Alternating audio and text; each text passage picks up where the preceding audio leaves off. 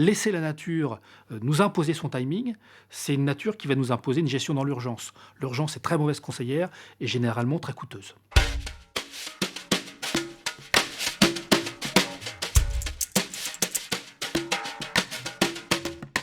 Cette élévation du niveau des mers qui va bloquer les écoulements fluviaux va entraîner des débordements le long de la Seine, notamment dans des zones certes habitées, mais aussi utilisées par l'industrie pétrochimique et autres.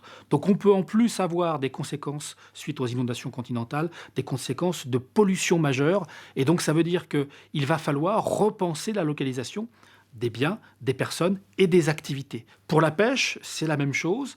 Les collègues ont montré que, par exemple, pour la coquille Saint-Jacques, on pourrait avoir une raréfaction de la coquille Saint-Jacques qui monterait plus dans les eaux froides, mais l'arrivée de nouveaux poissons plus exotiques du Sud, la question qui se pose, c'est est-ce que, d'un point de vue économique, ça sera aussi rentable en termes de prélèvement pour les pêcheurs? En prenant que quelques problèmes, on est quand même déjà à plusieurs dizaines de milliards d'euros de dégâts, sans parler de la menace sur les personnes.